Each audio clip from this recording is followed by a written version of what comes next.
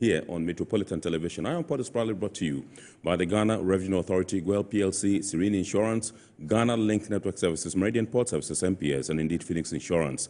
The show is proudly powered by the Ghana Ports and Harbours Authority-GPHA, and our media partner is the Business and Financial Times, the BNFT. Now, if you want to have a grasp of all that transpired on the show tonight, make a date and grab the Thursday edition of the BNFT, and you'll be able to read all that happened here on the show. Tonight, we are streaming live on our social media pages. On Facebook, we are live at Ghana Ports and Harbours Authority. Ghana Ports and Harbours Authority. Still on Facebook, we are streaming live at Port of Tema. And on YouTube, we are live at Iron Port. Iron Port. Now, we shall be getting interactive with you as usual. And so all you have to do is sit back, relax, grab your phones, and send us your messages and comments via our dedicated WhatsApp line, which is 0538-037353. 0538-037353. When the time is ripe, and I pick signals from the production team, we shall activate the phone lines for you to call in and contribute to the discussion. My name is Kennedy Mona. We're going for a quick break. When we return, we will continue with the show. Please stay with us.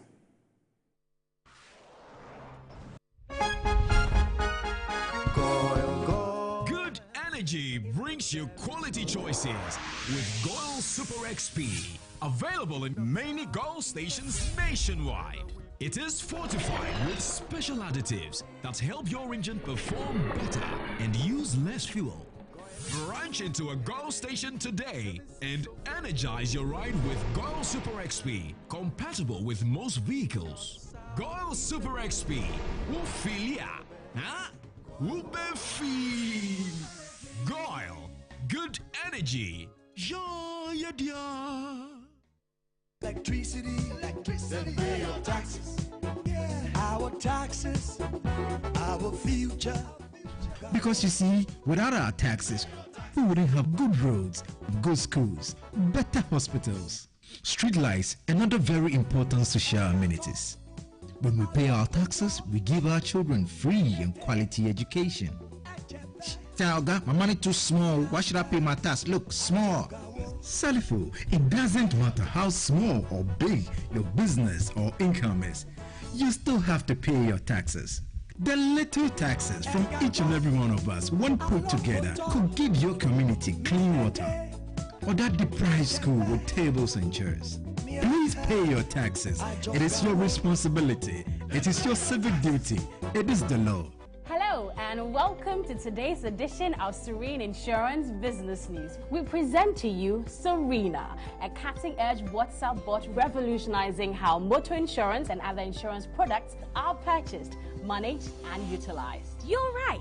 You can complete an entire insurance process for the purchase of any motor and other insurance products, from onboarding to issuing a motor insurance sticker and policy certificate, all on WhatsApp in less than 10 minutes. Oh yes, 10 minutes. Serena is simple to use and it prioritizes user ease and flexibility. You can either use voice notes or text to effortlessly issue your instant policy, cross-platform renewals, claims, and also process your payments through mobile money, Visa, and MasterCard. To engage Serena, just search for Serene Insurance on all social media handles and scan the Serena barcode or save her number 0500 517 114 and start chatting her on WhatsApp immediately. Serena is fast and always available no matter the time of day. It is a 24-hour self-service. Get insured in less than 10 minutes on WhatsApp from the comfort of wherever you may be. Convenient without compromise. There you have it. Serena is not just a tool. It's an innovation by Serene Insurance designed to redefine how motor and travel insurance are accessed and managed. Speed, convenience, and reliability.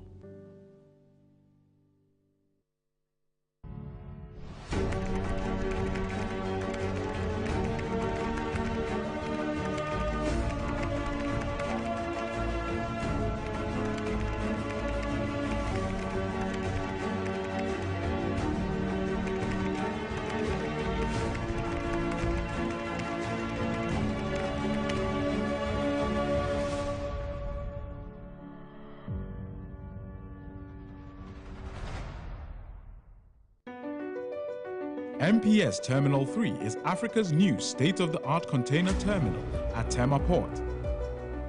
For manufacturers, agro-processors and traders, the new port means business can be done faster.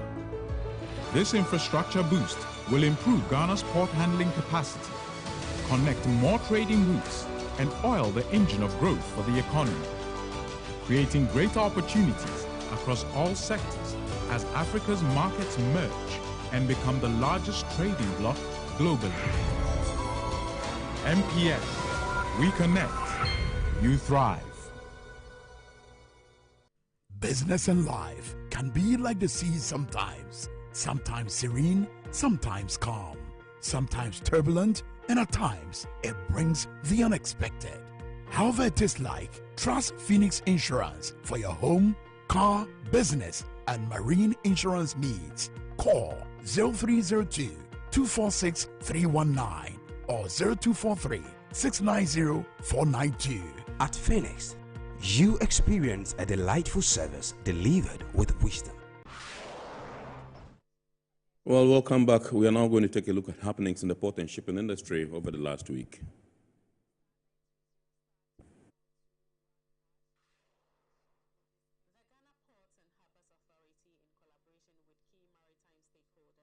Undertaking a comprehensive simulation exercise dubbed Operation Obangami, aimed at testing the port's readiness and response capabilities in the event of an oil spill.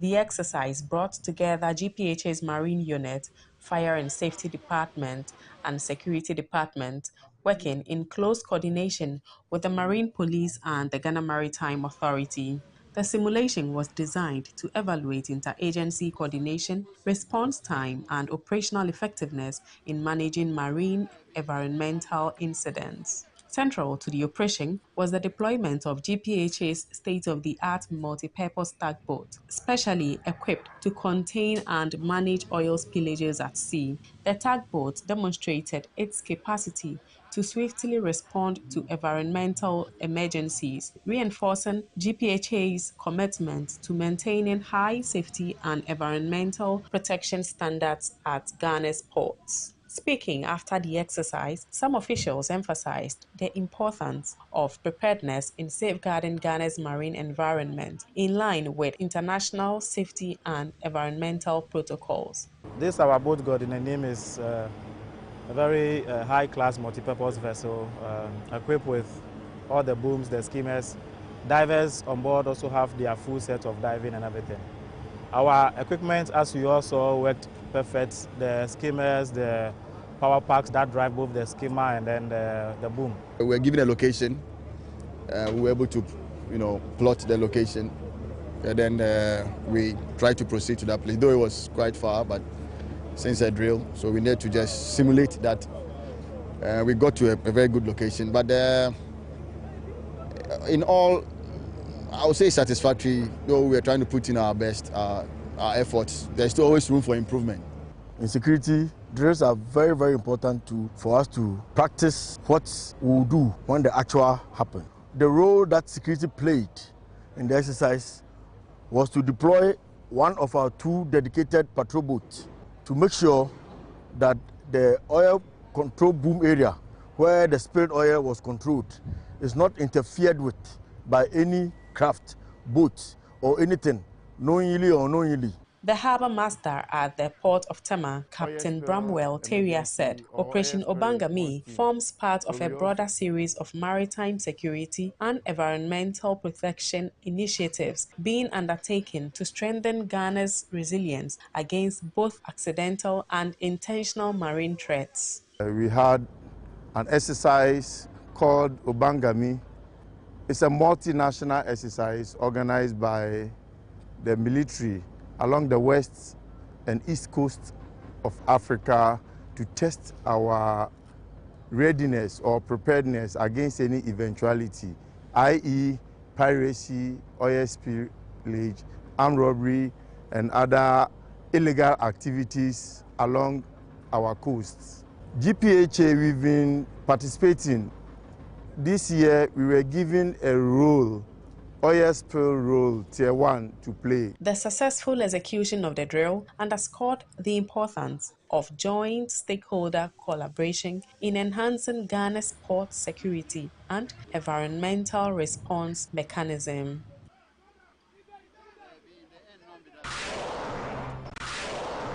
Management of the Tema Fishing Harbour have expressed delight following the successful berthing of the longest vessel ever to dock at the facility. The vessel, Savannah Wind, which measures 128 meters in length with a draft of 6.5 meters, arrived at the harbour on Saturday, March 10, carrying 1,399 tons of frozen fish cartons. Her last port of call before Tema was in Mauritania. The general manager of the Tema Fishing Harbour, Engineer Stephen Ampiel, described the successful handling of the vessel as a strong signal to the global fishing industry that the harbour is ready for large-scale operations of this nature.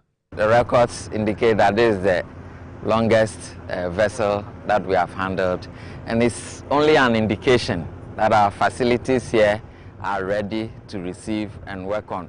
You can see operations moving on smoothly without hitches. Our men are on the ground supervising everything, and we are ready to do business with everybody. Captain Alfred Damali, the dock master at the fishing harbour, shared details of the technical precision involved in this operation. We had a vessel called Savannah Wind coming in. So we asked of the draft. Most usually when they book, we take particular attention on the length and then the draft. So we found out that fine, we can take in this vessel, which is 128 meters, 0.4, I think 128.4 meters, and the draft is around 6.8. The development is seen as a boost to Ghana's fishing logistics sector and underscores the harbour's strategic role in regional fish trade. To improve operational efficiency and safety at the port and for external stakeholders, the Learning and Development Division of the Ghana Port and Harbours Authority-GPHA, in partnership with the Chartered Institute of Logistics and Transport, CILT, has certified 28 individuals after an intensive one-month forklift training program. This maiden graduation ceremony, held at GPHA Towers in Tema, brought together some managers within the authority, representatives of CILT Ghana, course facilitators, and the graduates. In her welcome address, the Learning and Development Manager at GPHA, Chewa Boaten, said the training not only enhances workplace safety but also contributes significantly to the organization's revenue stream. She further revealed that under the transformation agenda of the Learning and Development section, 5 training cohorts are scheduled for 2025, and the success of the first forklift training is a strong testament to GPHA's ongoing commitment to meeting the evolving needs of the maritime and logistics industry. Through the transformation agenda at the L&D section, 5 cohorts are planned for the year 2025, catering diverse range of trainees. As part of our external training unit's business development activities, we have engaged with the Tema Oil Company to provide forklift training at their premises. We are also exploring more opportunities with other organizations. Speaking on behalf of the General Manager of Administration, Kwabna Edusafo, the HR Manager at the Port of Tema, Joseph Upen, commended the program's facilitators for delivering a rigorous month of training. He expressed confidence that GPHA is nurturing a pool of skilled individuals who may become valuable future employees. This is very beneficial for you for now and for the future. For GPHA, it is a tremendous step in the right direction. It's not only an income generating initiative, but we see it as developing a workforce pool that we will leverage ourselves in the future. Representing the President of CILT Ghana, Vice President in charge of Finance, Laksin Liga, lauded the graduates for their discipline, commitment, and readiness to contribute to one of the most critical sectors of Ghana's economy. He reminded them that their new certification represents not just technical skill, but the responsibility of upholding safety and productivity across the logistics chain. Today marks more than just the completion of forklift operator training. It signifies the beginning of a journey towards excellence, responsibility, and professional growth in the logistics and transport industry. You have demonstrated commitment, discipline, and a desire to become valuable contributors to one of the most essential sectors of our economy. So on behalf of all the trainees, I want to say a big thank you to everyone who supported us during this machine operation training. To our trainees, we truly appreciate your time, patience, and the knowledge you share with us. To the learning and development section, thank you for giving us this opportunity to learn and grow. Okay. To our families and friends, we appreciate your support. It means everything to us. To my fellow colleagues, congratulations to you all, and this day is the beginning. Thank you.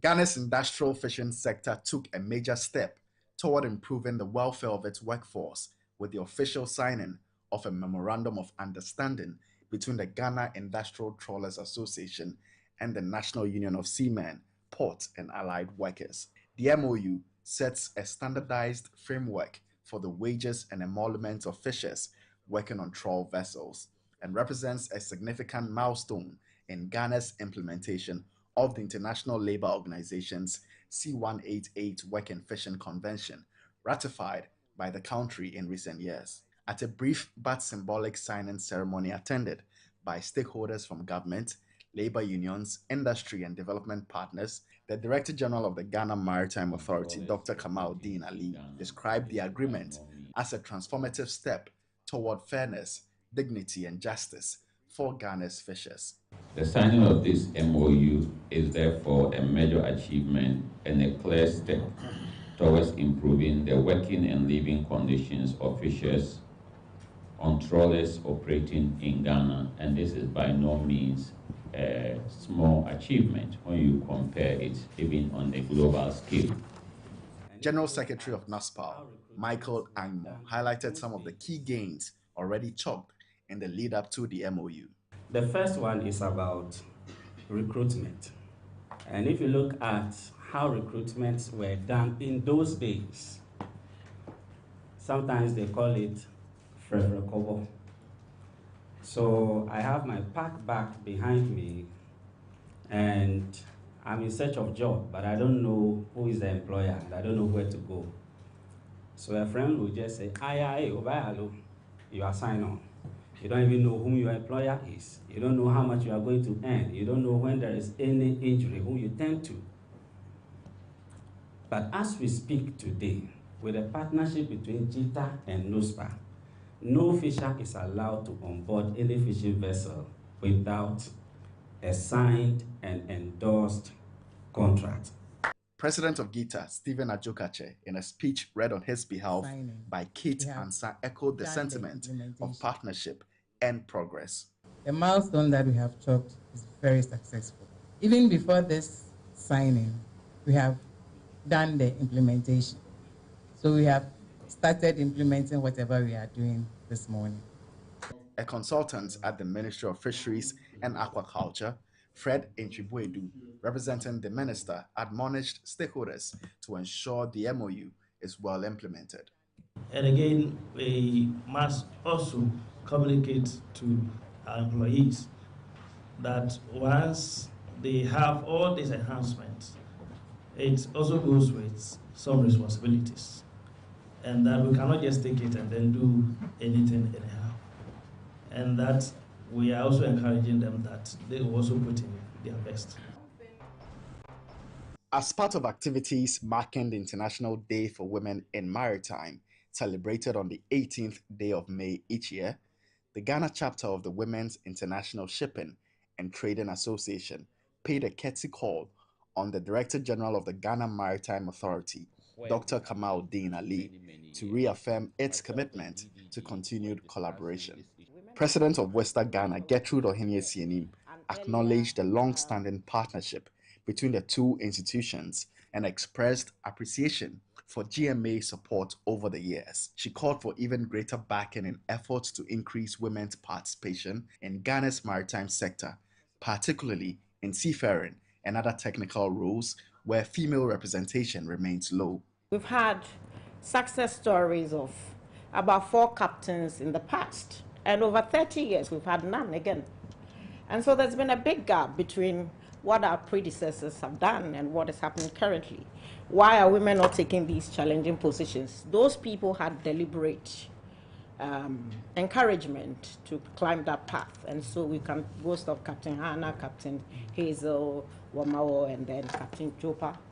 We want to see how we can collaborate, especially on the International Day for Women, the Seafarer, to promote these agenda. At least we have 15 years. If we can deliberately promote 15 women to go through the Maritime University, probably, and then get them on board vessels and deliberately follow up their progress to climb this ladder of opportunities in the maritime industry and to take up challenging role. That will be our joy.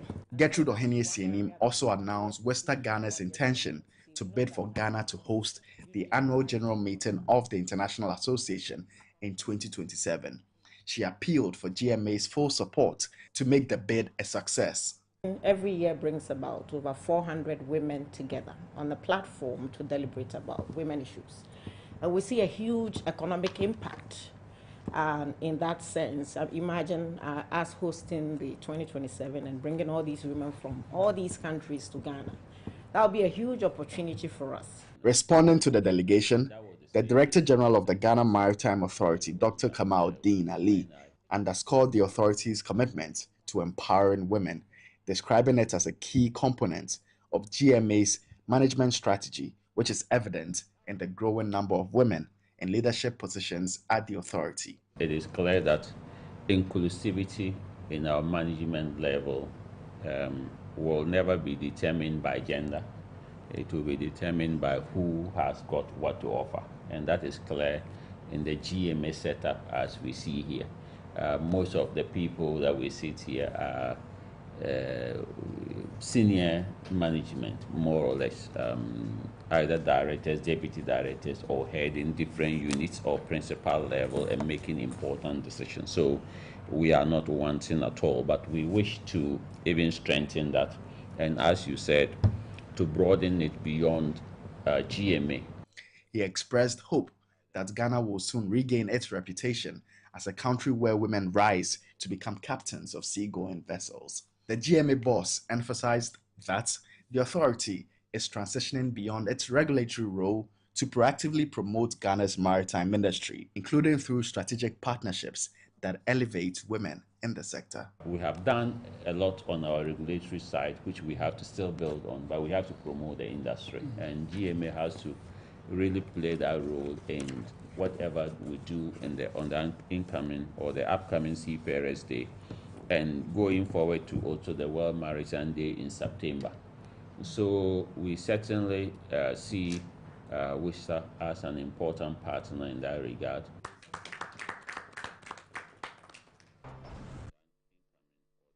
Right, so those were happenings in the port and shipping industry over the last week. We are now going to take a look at the word or phrase of the day. And remember, the word or phrase of the day has been fashioned to bring you up to speed with the terminologies and jargons we use in the shipping industry. And tonight we're taking a look at full container load. Full container load.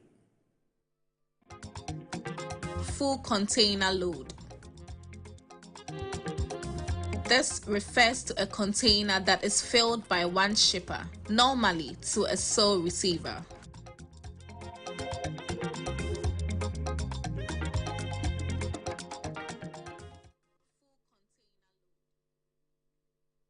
So we're zooming into our discussion proper tonight, and tonight we're taking a look at how to ensure some level of efficiency in our shipping space in this country, and we're taking some perspectives from the private sector. And we know our shipping industry has evolved over the years.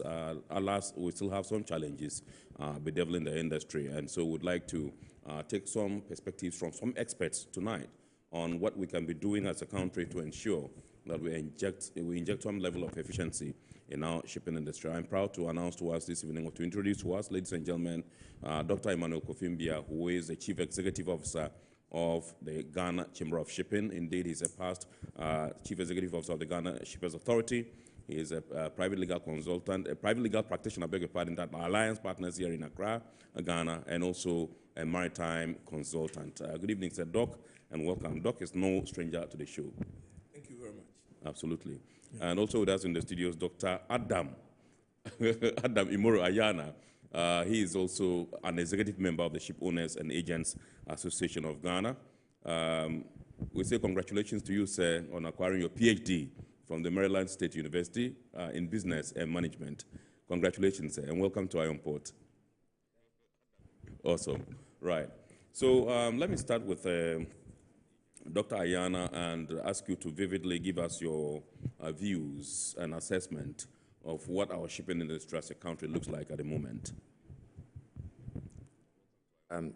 Thank you, and good evening to your listeners. Sometimes when we sit around and they start saying experts, I mean, I have a challenge with it. Nobody is an expert. We all learn as we go along. Okay. To talk of Ghana's industry, I mean, what has happened over the period, I would say, from a Ghanaian perspective, nothing much has changed because you have to look at it from both sides. What I know that is changing, it's predominantly the shipping companies or the shipping lines heavily investing in their trade, which brings to fore the global regulations. Because of all these global regulations, all these companies have to invest heavily. I mean, you would attest to me that recently, not recently, it's been there, but regulations such as the ballistic water treatment system, retrofitting of scrubbers, and very low sulfur fuel regulations. All these involve heavy investment. So shipping as they come in, it's not just like a car moving and you put fuel in it and it just moves. Right. And all this is also towards improvement of our environment. On the face of Ghana, I think technology is what I see driving from the shipping side of things, driving it, because I know for a fact that most of the shipping lines, at least, we have the 7 big global players sitting in Ghana. They have heavily invested in technology, and not just for Ghana, but for their global business. And we think this would aid the shipping industry. Now, what we need on the other side is a mindset change. Right. And I think Ghana is on the way to go. Fortunately, there's been some kind of investment also in our ports, and there is more to be done. Right. That's what I'll say for now on the shipping front. Right. Dr. Ambia, yes, let's have your take on your assessment from the private sector perspective of what our shipping industry as a country looks like at the moment. I agree with Ayana. I mean, we've come quite some distance. There is no doubt at all about it. Right. But at the same time, we are still bedeviled with the things that over the years we have spoken about. Absolutely. They remain, and that is a matter of concern. Right. You know, for every port, at the end of the day, you are interested in ensuring that, yes, there is efficiency, and the efficiency goes with cost reduction. I've been told this is your camera, so you can face your camera. Absolutely, yes, sir. Great. Cost reduction. Yes. So it's important that bear in mind a few things that makes a port. What I call them the signs and symptoms. Okay. If you went to the port of Tema today, what do you see? Okay. And the things which you see are informative of the efficiency of the port and the issues we talk about in respect of cost reduction. Right. You go to Tema Port today. As you enter the port precincts, the area, trucks are littered all around. I lie. Yes. If I lie, tell me. That's true. Trucks are littered all around. Yeah. It is not the mark of an efficient port. Right. You know, as you get into the port, you realize that we need to have integrated infrastructure. Yes. Largely, when you come to the operation side of things, in terms of efficiency, we are up there. So can you draw close to We are up there. There is no doubt at all that we are up there in terms of the operations. But when you look at the logistics performance index, that is the totality of the logistics chain, then you would come to realize that indeed, while we are efficient at the side of the berth, etc., when you come on land, where we need to be efficient as well, we are not as efficient. Right. Right from the terminal operations, therefore leading to increased dwell time of containers. Right. You look at the outlets as far as the port is concerned. The road, the main one, is very bad now. Right. We have the hospital road, and then we have the one that comes to Nungwa. Yes. You know, all of them, they are not designed to complement the efforts of the port in terms of the movement of cargo out of the port. So it is important to bear in mind that, yes, it's true, we have done well in terms of operational efficiencies, bedside, bed occupancy, the crane and what the crane can do over the period, etc. We've done well with respect to those. Right. When it comes to the totality, we still have a lot of challenges. Right. We still have challenges with costs. You know, we still have challenges with people. You know, yes, maybe today I talk more for the private sector. Yeah. The issue still remains that people come to the port only to come and find out how much duty they have to pay and go and look for money to come in. While their containers remain in the port, it doesn't make for efficiency. Right.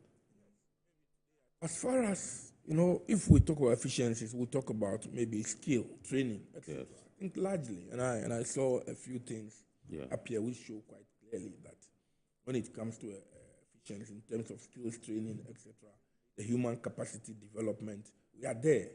I mean, we've done a lot in that regard. But when it comes to the regulatory framework, we still have challenges. Right. So I talk about the integrated infrastructure. I talk also about the regulatory framework. Okay. Because regulation and administration is important in a port such as this. Right. No, I believe that our port community is not working. You know, there is the need for us to have a port community that meets periodically. Right. That sets targets, goals to be achieved. They look at the general performance indicators of the port. Yes. Not only from one end, but from the front end and the back end. They look at both, and then evaluate, they monitor, they look at it over time and come back and say, are we indeed making progress? I mean, look, today we have MPS, very efficient, and yet it takes about a week and sometimes more to transfer containers from MPS to GJT, Golden Jubilee Terminal. It's not a mark of efficiency. Right. For how many years now we've been talking about paperless? It is still less paper and not paperless. Right. You still see freight forwarders with papers in their hands, running around offices. It's all not a mark of the efficient port you would want to have. Right. And even beyond these today, we are looking more at green ports. To what extent are we preparing ourselves towards going green in the port? Yeah. Many ports are transitioning to cold ironing. Ports are looking at themselves, not only the fuel that is used by the vessel, but the equipment that you use in the port themselves. To what extent, can we get cleaner fuels for these? Right. Well, the transition is taking place, and it's taking place fast. Many countries today are looking at methanol, they are looking at hydrogen, they are looking at ammonia. Yes. So when we want to look into the future, we need to be thinking about the green port. And consequently, what are we putting in place in order that we would attain these objectives?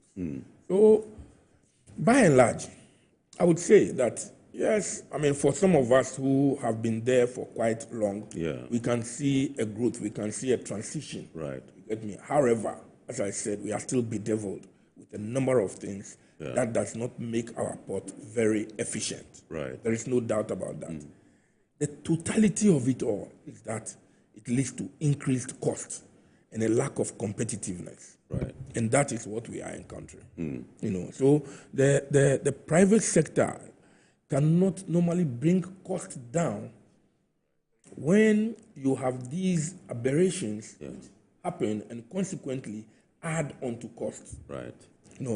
So you want to clear a container from the port, one would have thought that, look, plus and minus, a day, 2 days, you should be able to clear. Right.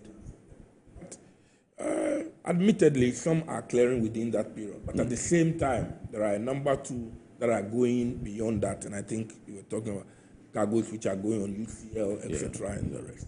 It all tells you that we still have some ground to cover. Right. We still have some grounds to cover. Right. All right. So with respect to the Port of Tema, I think there's a new dawn of leadership and under Mr. Tibunzuma. And just about 2 weeks ago, some 15 trucks were commissioned to help ease movement of cargo in the port, within the port, from MPS to the other terminals and all that. 15 were commissioned, and 15 more are expected in early June. That's good. That's good news. Yeah, so that'll be 30. And then in all, for the whole of this year, we're expecting about 18 cranes, to come in, according to good news. That's good DG. news. So I'm sure that would help inject some level of efficiency as far as operations within the port is concerned. Yes, Mr. Ayala, Dr. Ayala, yes. Yeah, like just calling you Adam. It's good. Like Kofi stated, I heard more of, the other side, the land side of things. And Kofi, as Kofi rightly stated, the port's operations is quite efficient compared to our neighbors. What it is, the challenge is what Kofi has spoken about. That is the cost. Right. But you see, coming together is one thing. But actors also playing their individual roles is key. Right. Because if we come together, we've been sitting around the table for donkey years, and what has happened?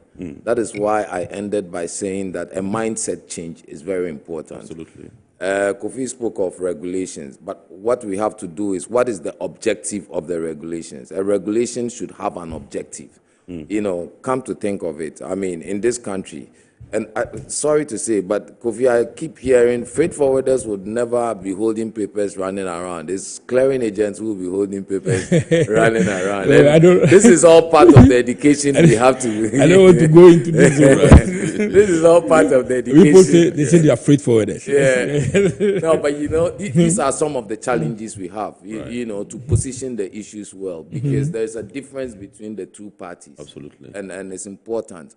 You have an institution like Ghana Shippers Authority. And what is their role? Is to educate the importers and exporters. Right. The question is, how is that going over the period? How has that gone? I know Kofi put in a lot of efforts during his time. I know currently they still are going around the country educating and sensitizing people. Yeah, but how long? If we've been doing that, look at the recent situation where we had ECG boxes sitting in the port and cocoa board, and there is even more that they haven't even unearthed. And these are all government institutions. Right. So even if we can't deal amongst ourselves, state actors, how can you go to the private sector to really, get them to come to the party? So that is one aspect. Now you have Ghana Customs exercise. Customs division, they have trained clearing agents, right, to understand their processes. They issue the proficiency certificates to them. Are they well trained, or do they also understand their training? The port efficiency and operational efficiency. One thing, like you said, things are improving. But if these actors don't also play their role well or understand their real roles, then we will forever be mounting on cost, and everybody will be shouting. And sometimes, every time the cost drivers are changed, rate of exchange, taxes, shipping lines, blah blah. I mean, it never ends. What is the bottleneck? I know recently the port is struggling, where they have several boxes sitting in the port, right? Where people are not clearing. You have thousands of boxes. Absolutely, yes, that's true. Come on, I'm a shipping line, right? All I did was to help you bring your cargo in a safe manner. Yes. Right? And I need these boxes to do the same for others. Right. And you keep my boxes for 2 years, 4 years. Who is supposed to bear those costs? Unfortunately, when these boxes go on what they call UCL, the shipping line's hands are tied. As we speak, as of last week, I know we had about 2,000 boxes on the UCL. Look at that. What is that going to happen? Most of these boxes, some of them, even the suppliers themselves have not been paid, right? Then come to the shipping line. Some of them, freight has not been paid. Yeah. And finally, what would we see? We will see some of them also, especially the perishable items of it going bad. And then these would have to be destroyed. Right. Who pays for that destruction? It's the shipping line. So where is that? What are the cost drivers? You know, we have to look at these things in a very principled and practical manner, not just the shouting. Right. And Kofi hit the nail right on the head. It's time we have a mindset change. Populism is not going to help anyone. Right. People should understand the dynamics. Like Kofi said, if you look at the other side of shipping, up to the betting side and even the terminal, like he rightly stated, MPS has invested Absolutely, heavily. yeah. And I'm sure GPHA is also investing. Yeah. And the shipping lines have also invested. Right. People are not looking at all those investments that goes into it, Sure. right? All they see is at the end of the day, these people are charging so much and they are charging. And what are you doing to help that bit? So we have to look at that as an industry. Doctor mentioned regulatory framework, and his view is that we probably are not very, very okay yet when it comes to that bit. What's your view as far as regulatory agencies are concerned? I think with this, myself and Dr. go a long way on regulation. But the issue is, what is the objective? What are we regulating? What is gone wrong that we have to regulate? Right. When it comes to the shipping aspect of issues, Yes. right? It's globally, if you look at shipping, it's globally regulated. Yes. You know, and they have to play by the rules. If you come to Ghana, I mean, on the land side, you have GPHA who also have their regulations. Yes. And most of the shipping lines abide by it. Are other actors abiding by it? Right? If you come to GMA, I mean, they have a fantastic law, and about 90% plus of their laws is picked from the global front, you know, which is adhered to by lines. Yes. So what other regulations do we need? You know, what we need is to rather get people on the other side of the equation to sit up and actually activate their responsibilities, not stretch their arms. Right. Because I asked myself, what do we want to regulate? Movement of containers in the port, or the people who come to the port, or what? You know, I've been an advocate that if we want to move forward, like Kofi said, it's just reduction of papers. It's not paperless, right? When you go to a place like Durban, right, you don't even see anybody working in the port, any clearing agents working in the port. Why don't we create places like examination base, huge examination base, where you have cameras all around? So what do the clearing agents do? What they actually do is the paperwork. So why should they also get into the physical space of things? Right? We could then, what I know in Durban is certain companies have also been bonded, right? So they and customs conduct these examinations, and it also limits leakage of taxes. Right. So after they conduct it, there are cameras over there and everything, so everybody knows what is happening. And there are any excesses or what have you, this information is then electronically passed on to the clearing agent sitting wherever to pay. And then it's only the truck drivers who go in and pick the boxes and we are out. So you decongest people out of the port. These are things we have to be thinking about. And these are things that is going to reduce cost of doing business through. Right. I mean, some of the things. So I don't know what we want to regulate. But, you know, in business, who are the players? We have a lot of private players in the business. And there should be an objective for regulating. Yes. And if you over-regulate, what you do then is you would lose business because people will go to where they are comfortable, you know, to ply their trade. Yes. Fortunately, we have neighbors. You know, we have neighbors who are sinking to the global dynamics of, you know, our trade. So we should be very, very careful when we are talking about regulation. Very careful. In your earlier submission, before you got onto this one, you made mention of the destruction of, goods by the shipping lines, which that means the cost is borne by the shipping lines and all that. And I know you have been one person that has advocated over the years for, perishables like meat, fish, and others, not to be destroyed, but to be given to the school feeding program, so that we can feed the schools. And why is that? Why it is maybe just to make sure we get to the bottom of it. The first thing is we have to look at our auction system. Because when cargo is auctioned today, I mean, the way it's even auctioned, there seems to be no transparency in it. Right. The port loses. The shipping line loses. Sometimes the suppliers loses. Right. Right? So everybody loses, apart from maybe whoever auctions the cargo. And even at the cargo auction at the right prices or at the right levels that the state would also gain, that is not the case. Then we go to the other side. Know that now you have timelines for auctioning. Are they being followed?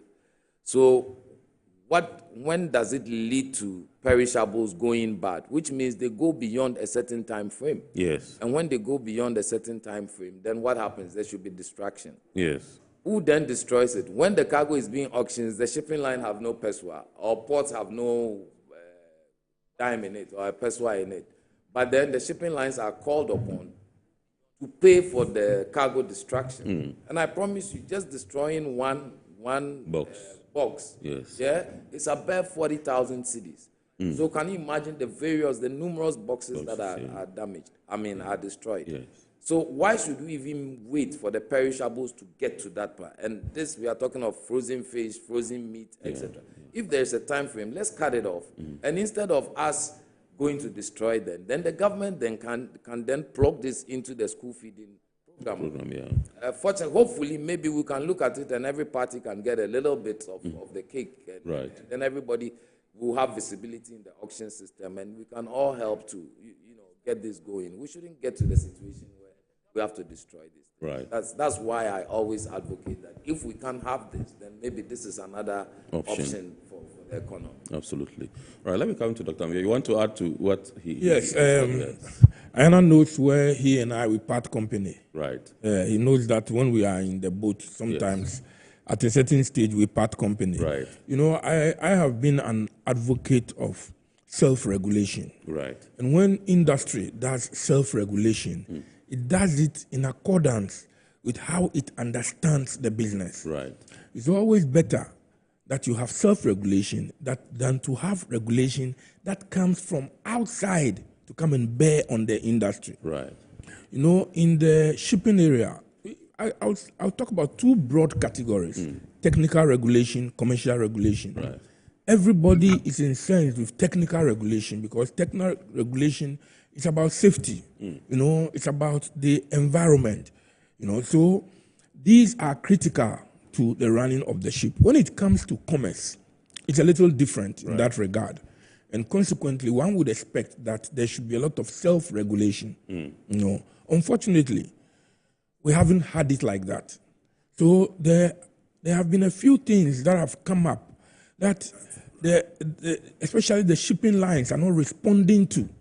You know, and when they don't respond to it, obviously, one would think about a regulatory framework. I mean, look, when people talk about the fact that holidays and weekends, they should not be charged because there is no opportunity for them at that time. The shipping line is not working, and so they should not be paid. I think that the shipping lines themselves, should do. But if they don't, then obviously there will be the need for a regulatory framework to ensure that a level playing field is achieved.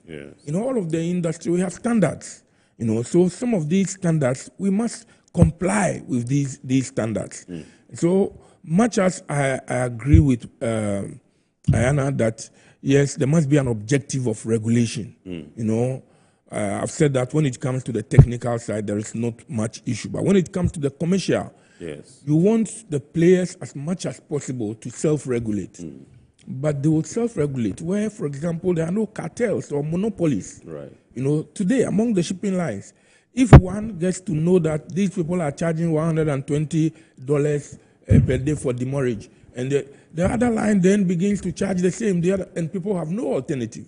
So it is not a perfect market out there such that you would say, oh, if this line charges, then I won't go with this line, I will go with that line. It is not a perfect market out there. So it is important that we understand the regulation from the framework within which it is coming. You know, I agree very much that there must be an objective to regulation. But I think that largely we must leave very little to external regulation and do more of self-regulation. When industry does self-regulation, as I said, it's always better. Right. Just to clarify a little. Right. You know, these are some of the challenges. And sometimes, and Kofi knows, education is very important. Absolutely. No shipping line globally owns all their containers. At best, a shipping line will be owning about 20% of their. Okay. Where do they get the other 80% from? They also go to hide the lease them arrangement on a very long-term basis. And these leases also have clauses, right? So at the end of the day, when I'm going to lease a container, nobody is telling me that weekends and holidays, it's not part of your lease, lease agreement, right? Now, when a shipper comes to me and he's coming to take my container, we have a certain understanding, appreciation that, listen, this includes weekends and holidays. In the first place, I'm giving you a certain number of free days to take delivery of your cargo. Right. Thereafter, this is what is going to happen. And the charges includes weekends and holidays because it's like our people in the market, right? When they go and rent a stall or a shop or whatever it is, Sundays they don't normally go to the shop. Do they say because they don't go to the shop, I mean, they wouldn't pay the shop owner? Yeah. You know, I appreciate where he's coming from, that self-regulatory, etc. But then that means that a lot of things would have to change if people are doing the right things. Look, containers get missing. Yeah. Right? Shipping lines lose a lot of containers. Aside these costs that also comes up. Yeah. You know, damage of containers. So they also have to maintain these containers. And these are all costs. You know, so if you push a legislation like, okay, in Ghana, look all over, globally. I want to see a global or a country that says that maybe weekends and holidays, they don't charge. And even if there is a country as such, maybe one or two, right? You would then have to look at the environment in which the operation takes place. Right. Which means that there's been certain issues that has been taken care of. So there are no containers sitting down for 20 days, 100 days, 1 year, 5 years, etc. Because demurrage is not necessarily an income for the shipping line. It's an opportunity cost. You know, I keep saying these things. Shipping lines make more money when their containers are on the sea. But people don't understand it. I don't know how else I would have to explain this. And when it comes to charges, look, all these players are global players. And Kofi and I know that there are these EU anti-competition regulations. Yeah? Yes, and he knows certain shipping lines that have been fined. You know, raid on shipping lines that have been fined if you are colluding on charges. Our association, PERSEC, when we meet and we talk on principles of shipping. Swag. Yes, swag, yes. We talk on principles, right? When anyone brings a commercial issue which is linked to cost, etc., everybody will get up and leave. Or people will say, you know, put it on record that I left, right? But business is business. If, for instance, there is a situation created, and it's a market dynamic, there is a situation created, and a colleague of mine, shipping line, is trying to recoup their cost in a way, and the market has bought into it. Obviously, another one would say, okay, then I also have to find a way of recouping my cost. But then none of the shipping lines charges are the same. None of them. And this one you can take, none of them have the same charges. Right. You know, so sometimes we have to look at this. What are we doing? Are we now going to vary the contract of carriage? You know, let's do certain things ourselves. And I'm sure when we are able, Kofi highlighted a lot of challenges in the port. When we are able to do all these things, players would also come on board. And why not? Don't forget that these people who are shipping on the vessels, they are first customers to the shipping line. The shipping line wants them.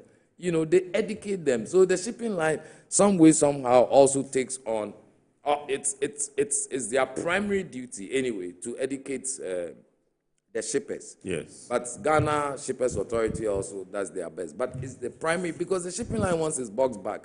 So he would educate the shipper that, listen, this is what the issue is. You know, I want my box back. So you have to do this and that. That's why they would take all regulations in the countries and share it on their platforms. That is why they would deploy technology so that people can track their cargo. You know when the cargo is coming. You know when you have to plan.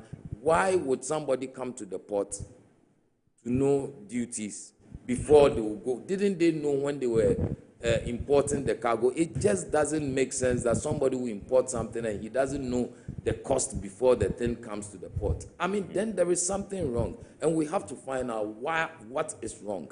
And if we fix these things, I don't think what they call demurrage would even become something, a topical issue. I mean, other places, they have different free days, right? You go to UK, some of the ports in UK, Kofi, demurrage is about £70 a day, right? Some of the ports, yeah, they have only 3 days. Right. But majority of the ports globally, it's 7 days. I mean, Right. that's, I have to admit, it's 7 days, majority of the ports. And what do? I'm a Ghanaian first before anything, right? But I have to also be objective. I don't see color. People always think I see color, but I don't see color. At the end of the day, I'm a business person. My demurrage cost is calculated by my principal. I'm an agent over here, holding forth for my principal. So all these other costs or my charges are related to the cost in the country that I operate, because some of the costs, I cannot even predict them before I come, but they come up. So if, for instance, I'm charging a certain amount for holding onto my container for a certain period, and you are saying that, okay, now I'm going to cut off certain days, holidays and weekends or whatever, because I don't have access to your my container, you can't charge. Meanwhile, we agreed when you came for the container that this was, this was the agreement for taking my box. All right, then I have to recalculate my demurrage charges to compensate for that. So we'll be penny wise, pound foolish. We have to look at these things well. And I'm sure, I know some of the people, some of the shipping lines that we've spoken about, some are like, okay, if maybe there's a weekend and it's the last day, can you imagine you leave your box for 30 days, right? And you said all the weekends you didn't have access to the box. Where were you in the first week? So you want to have all the weekends. And all the holidays that came, you went to party for 30 days, and then when you come, you want them to take. I mean, come on, guys. You see, I would wish that we can educate the public, because Ghana is a nice place. And at this, our ambition of becoming the hub and becoming gateway to West Africa, we can work together. Unfortunately, we don't have vessels, but we can, I always say, we can cooperate and coordinate. These shipping lines are business people, and they are.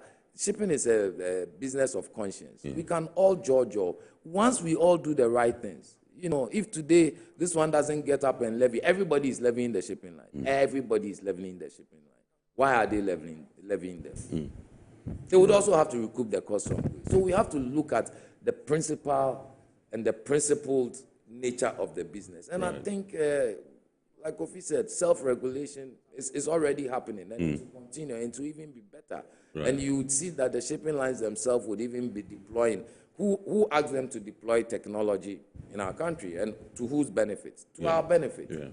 Today, there's something that they said shipping lines should be able to send arrival notices or even demurrage charges to, it's a discussion that is going on, to the clients. And if the clients don't get the information, that means the charges of the shipping line is quite. I mean, for Christ's sake, are we going back 50 years? Right. Why have they deployed technology for you to be able to track your cargo? We have to make the shipper responsible. We have to educate the shipper to know that they have a right and they also have an obligation. Right. And the shipping lines they are customers to the shipping line. Why can't they dialogue? If you take a clearing agent who cannot go and dialogue with the shipping line, is it the fault of the shipping line? Well, let's look at these things. And respectfully, yes, these things can be looked at, but we shouldn't say shipping lines also connive on charges. It's never true. Right. When we come back, we'll go for a break. When we come back, Doc, I'll come to you and find out from you whether you agree with the school of thought that believes that some people deliberately abandon their cargo or boxes in the port for it to go onto the UCL so they can come and buy it cheaply or at a lower rate. Yes, this is our report here on Metro TV, and tonight we are taking a look at how to ensure some high efficiency in our shipping space. We're taking some perspectives from the private sector, from the Ghana Chamber of Shipping. Representing them is Dr. Emmanuel Kofimbia, who is the Chief Executive Officer, and indeed from the Ship Owners and Agents Association of Ghana, we have Dr. Adam Imoro Ayana, who is an executive member of SOAD. Yes, so we're going for a quick break. When we return, we'll continue the show. Please stay with us.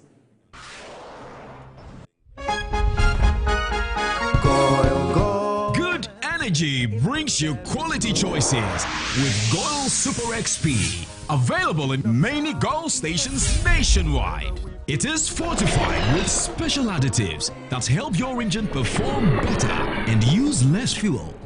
Branch into a Gold station today and energize your ride with Gold Super XP, compatible with most vehicles. Gold Super XP, Wufilia, huh? Wubefi. Goil, good energy. Yeah, yeah. Electricity, then pay your taxes. Our taxes, our future. Because you see, without our taxes, we wouldn't have good roads, good schools, better hospitals, street lights, and other very important social amenities. When we pay our taxes, we give our children free and quality education. Talga, my money too small. Why should I pay my tax? Look, small. Salifo, it doesn't matter how small or big your business or income is. You still have to pay your taxes. The little taxes from each and every one of us, when put together, could give your community clean water or that deprived school with tables and chairs. Please pay your taxes. It is your responsibility. It is your civic duty. It is the law. Hello and welcome to today's edition of Serene Insurance Business News. We present to you Serena, a cutting-edge WhatsApp bot revolutionizing how motor insurance and other insurance products are purchased, managed and utilized. You're right.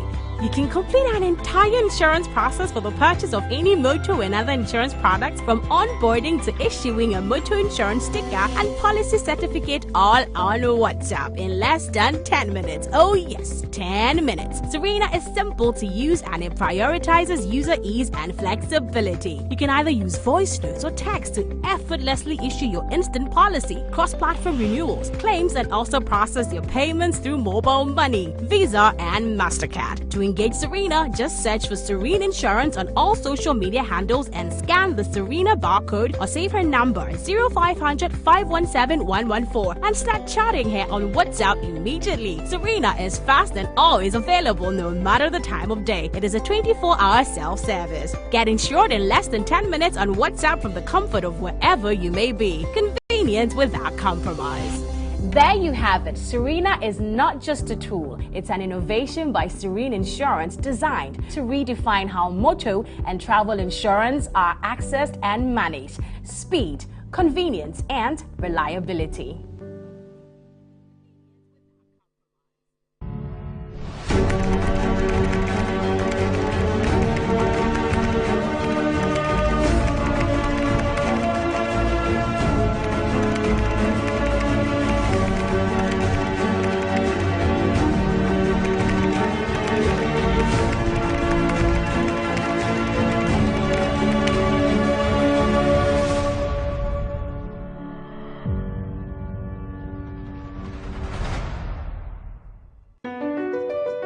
MPS Terminal 3 is Africa's new state-of-the-art container terminal at Tema Port.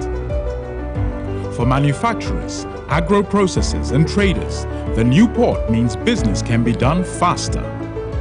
This infrastructure boost will improve Ghana's port handling capacity, connect more trading routes, and oil the engine of growth for the economy, creating greater opportunities across all sectors as Africa's markets merge and become the largest trading bloc globally. MPS, we connect, you thrive. Business and life can be like the sea sometimes. Sometimes serene, sometimes calm, sometimes turbulent, and at times it brings the unexpected. However it is like, trust Phoenix Insurance for your home, car, business, and marine insurance needs. Call 0302-246-319 or 0243-690-492. At Phoenix, you experience a delightful service delivered with wisdom.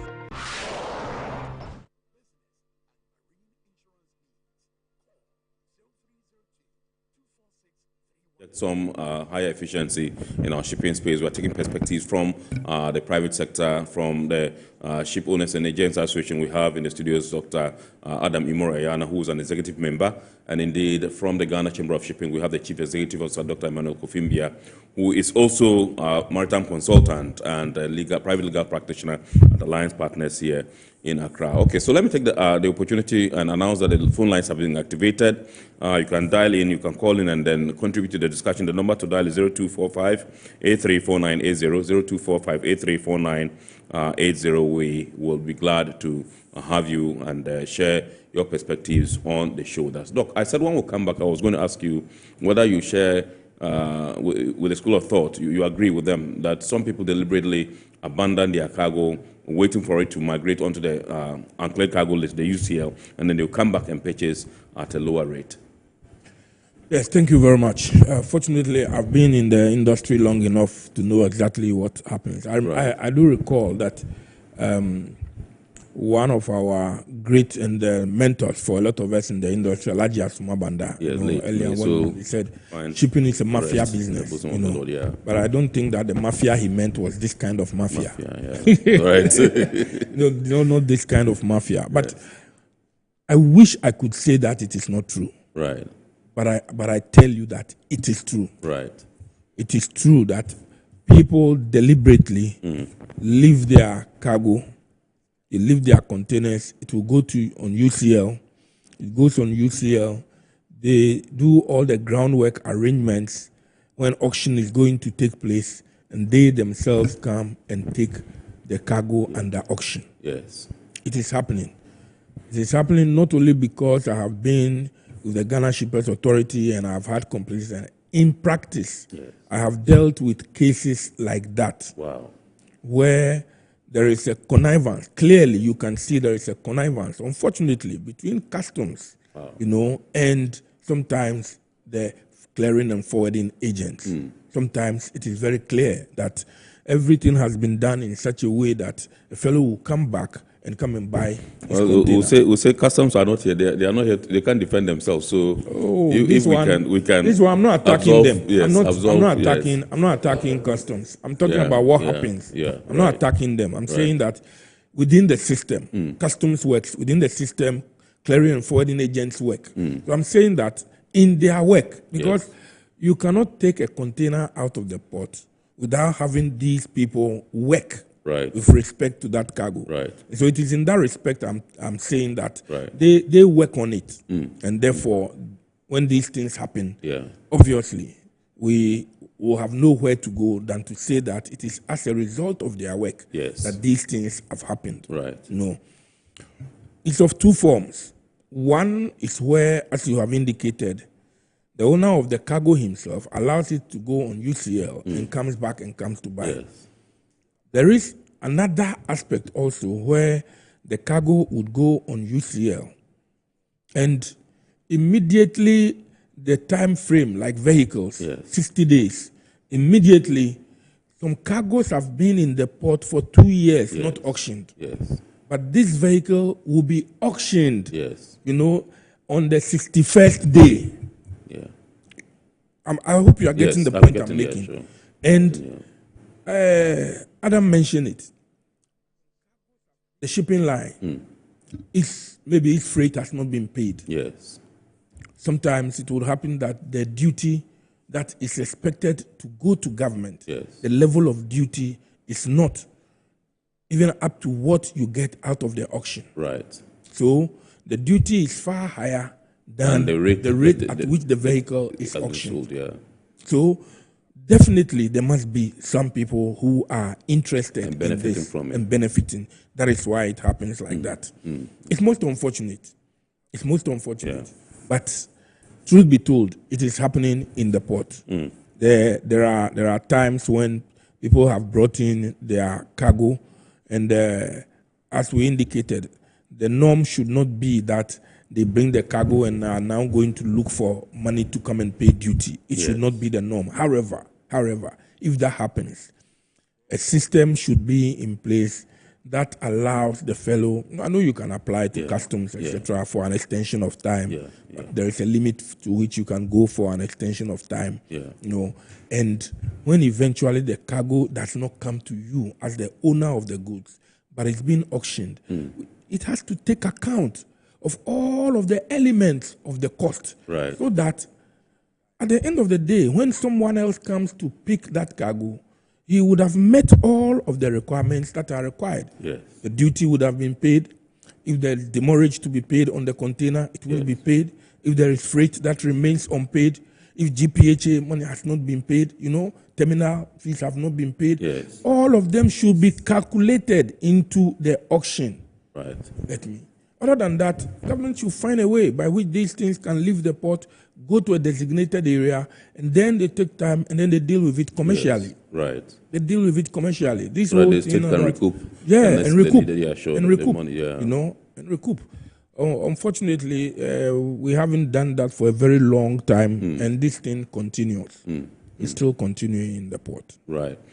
Thank you very much indeed. So the Africa Continental Free Trade, AfTA, Dr. Ayana, is a vehicle that we are hoping to ride, on whose back we are trying to ride, so we can improve exports in this country and all that. And I know recently the president inaugurated a committee where he himself is chairing in order to boost exports for Mother Ghana. I just want to find out from you how Ghana can leverage AfTA, you know, to boost the shipping sector. I think Kofi will be the best person to answer this. I would answer it from a very myopic, you know, point of view. I mean, he's been in a lot of discussions on these issues. But, for me, when I look at the objectives, because I've had a recent scenario where it's still ongoing. It's a very sorry state where a team of, I think, traders were taken for an expo in Tanzania, right? And if you are talking of AfTA, then these people should have gone duty-free, right? It looks like when they also went, they sold some of their items and some are left. And up to now, those that are left, they can't bring it because Tanzania is asking them to pay for the taxes. And Ghana has not been able to leverage any protocols to get this waived. And unfortunately, you know, this is the challenge. We are talking of private sector. We are talking of locals also being brought up, you know, into the... There is a clearing agent in the scheme of this who is now bearing the brunt of customs in that country. So that clearing agent has been blocked because these things are hanging in. So I think certain things would have to be done. We can't do everything at the same time. You have to look at the integration and liberalization of the market, especially the customs, the Continental Customs Union, you know, to leverage these things. And this is where I keep saying, where are we going to go? Are we going to go on the road? Sea and rail should obviously be where to go. You know, so governments in West Africa or Africa should be looking at developing, investing heavily in the rail. We don't have vessels, so what do? We have to cooperate with those who have it and gradually build capacity. It's not about, you know, managing a vessel is not an easy thing. Like Kofi said, Alaji said, it's also a mafia game. Why do you have only 10 of the... There are so many shipping lines in the world. You have 10 controlling 85%, you know, globally, of volumes, you know, globally. So you leverage your advantages. And then you cooperate with these people, and then you have a seamless, you know, and a gradual process of migrating into where you want to go. But first, certain bottlenecks. First, we have to deal with the human even movement first. If we can clear that, then cargo can easily follow. Other than that, we'll be having challenges. We'll just be hitting our heads on the wall. And don't forget, most of the African economies also rely on taxation. So that is one thing that we have to be thinking about. But how do we deal with that? You know, and there will definitely be competition. You know, more so when you see all the, especially on the, it's not even only on the West Coast. In Africa, everybody is investing in ports. Right? So everybody would like to attract cargo. Everybody would like to be a hub. You know, so that competition is also there, and that could also affect the leveraging. You know, so it's I don't have much this thing. I'm sure Kofi knows more, but there's more to it than sometimes we just say it. Yes. I'll defer to Kofi. No, I mean, Ayana has made the point. You know, after brilliant idea, there is no doubt at all about it. I mean, all the indicators show that economies are driven by trade. Right. You know, and consequently, if you were to liberalize, then it works. So you have a trading area where you liberalize. You know, but it's one thing talking about liberalization and the fact that we have been able to move some consignment from here to Cameroon or moved, but that is not how it works, you know, because trade flows and the flows must be continuous, you know. So look, we have had the ECOWAS trade liberalization scheme. Yes. You know, we've ETLS, had ETLS. We've had the protocol on the free movement of goods and persons. You get me? So look, when we talk about halftime, we're talking about the whole of Africa now. You need to look at the regional blocks. Yes. To what extent are the regional blocks themselves connected, integrated, such that we are still doing around 8 to 9% in terms of intra-African trade? You know, why should it be so? Yeah. Ayana pointed out, he mentioned it.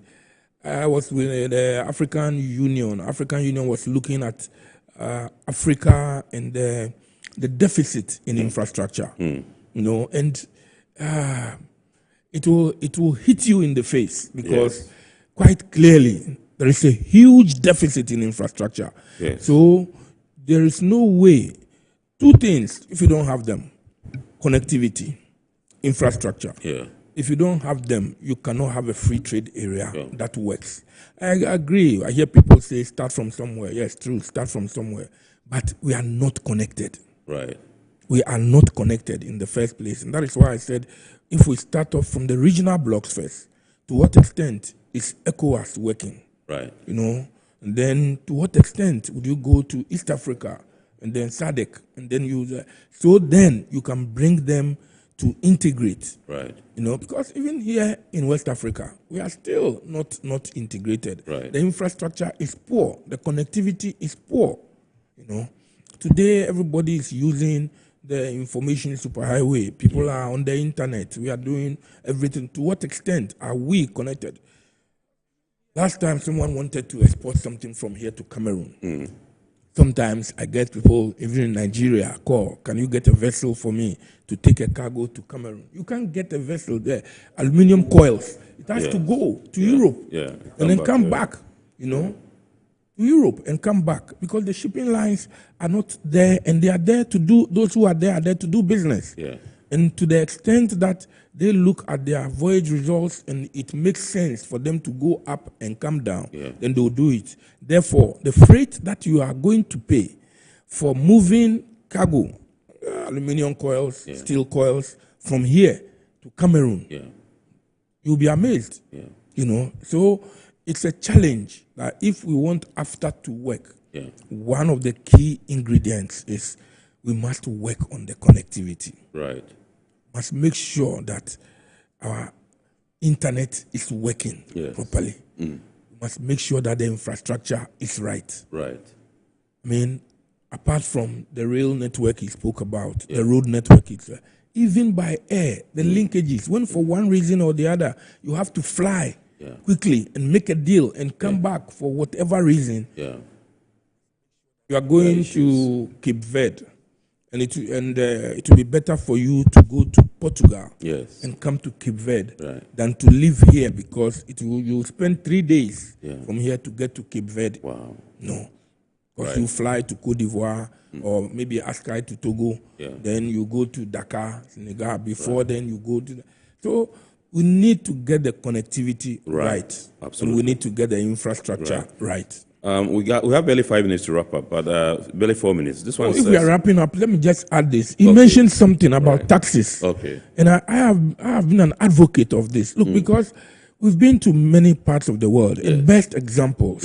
You know, if you take Singapore, you take other places, over time, if we continue to collect so much tax from the ports, the neck of the bottle is what we continue to strangulate. Right. So we should have a time frame within which we de-emphasize over a period of time. Let us say 15 years, 20 years, begin to reduce and try and strengthen the internal tax collection mechanisms. Right. Such that you collect your tax from within the country and allow trade facilitation. Let trade be a driver, But if the duties are like the way they are, and every time we collect about 40 to 50% of our duties from the port, then every time all of the challenges we have spoken about will continue to be there. Absolutely. Let us de-emphasize. Once we de-emphasize, you will find out that the rest of the regulatory will be food and drugs, will be standards authority, etc. Right. So those are the key things. Yes. %. Right. Right. Let me take your final words, Doc. There are some messages here I would want to, but because of time constraints, I'll take your last word, and then I won't come out, take them, and then if we have some 30 seconds to provide some responses. I just want us to focus on the right things, and then we can get the right solutions. Right. It should be solution-based instead of finger-pointing. Solution-oriented, and dialogue, in an atmosphere of cooperation, right? In a constructive manner, right? And I think that is what will move Ghana forward. Absolutely. Otherwise, I promise you, 20 years from now, when my hair will be more white or so, when hopefully Kofi will be holding a walking stick and we'll come here and talk about the same things, because that's what we've been talking Absolutely. about. Mindset change is very important. Very key. And people should not look at we versus them, but it should be collaboration and coordination. Right. This one is from Emmanuel Nagubwa. He says, the president also commissioned a committee to see to the realization of a national airline. Do you think it is time for the country to start thinking of the Black Star Line once again? Yes, as far as names are concerned, I don't mind about the name, but the structure. Right. What form should it take? Right. These days we've been talking a lot about public-private participation. So if the structure is along those lines, then it is fine.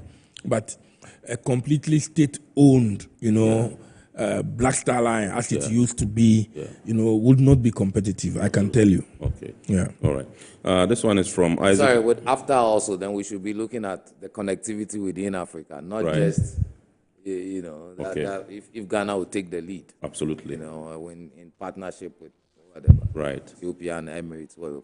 Right. This one is from Isaac Inashaiman. He says, what reforms are SWAG and the Chamber of Shipping proposing to ensure better collaboration with state actors like Customs and GPHA? Okay, we'll take the responses and then we can put that in the abridged version. So, Isaac, you have your response there. Make sure to watch the abridged version on Wednesday at 8:30 Ghana Television. This Patrick Inla says, is there any hope that Ghana can actually become a maritime hub in West Africa? What would it take to get there? Okay, we'll get you that response on the abridged version. And Sarah in Accra also says, there are so many abundant containers at the port. What's being done to educate importers and reduce these cases? Okay, so you heard some of the solutions that Dr. Mbia and Dr. Ayana proffered. We would like to draw the curtain here on this week's edition of Iron Port here on Metro TV. Remember, we've been taking a look at how to inject some higher efficiency in our shipping space.